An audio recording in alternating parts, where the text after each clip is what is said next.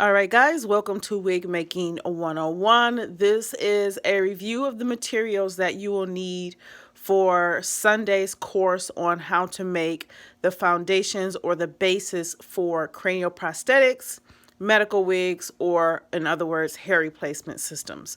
So we will be going over terminology because all three actually mean the same thing. So the tools that you will need to get started off with. This is a cap that was already made.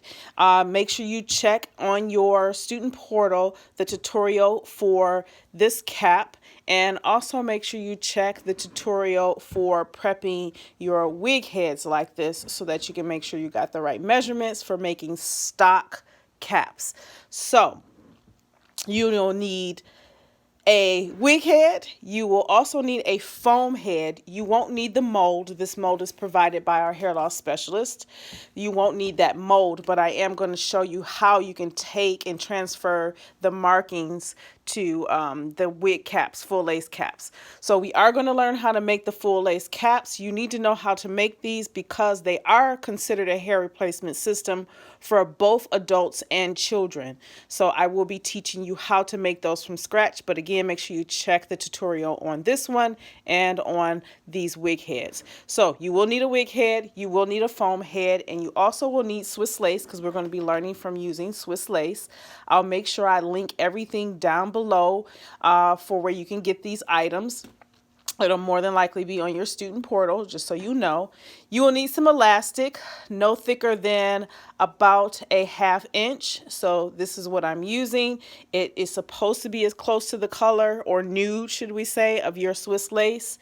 And you will need transparent thread, which can be used in the sewing machine. So as you can see, this is coat transparent thread, but you will need some transparent thread or some thread that is a skin tone or close to the color of the Swiss lace that you will be using.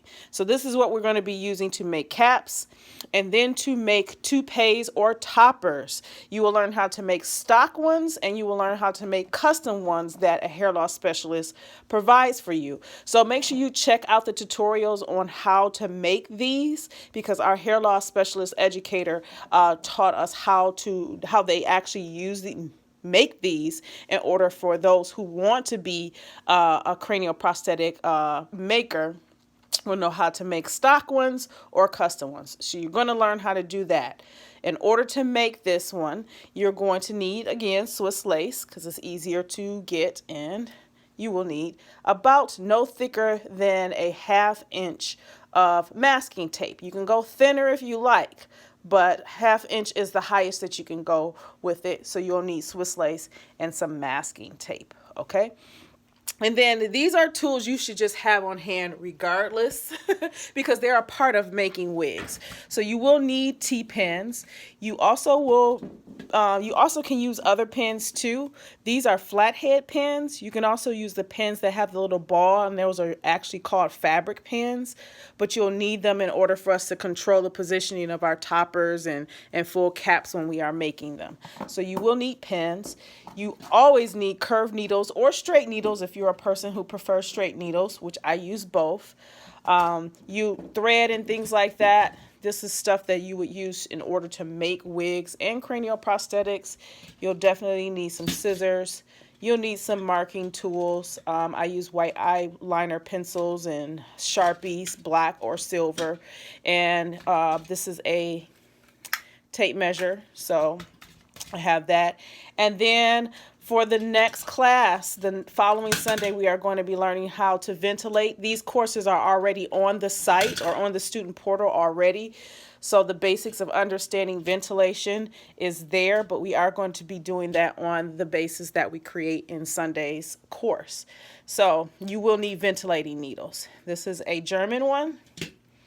This is a micro latch hook needle. You can use this for ventilating. There's courses already showing you how to use this.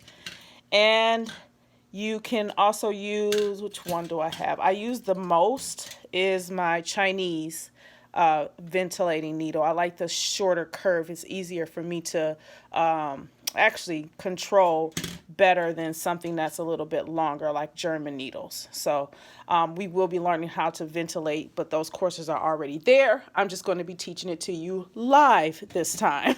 So there we are, these tools. And the last thing that you need, in addition to all the tools in order to make cranial prosthetics, is your sewing machine.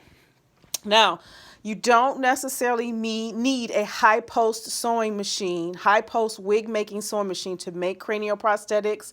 You can do any and everything on just a regular sewing machine.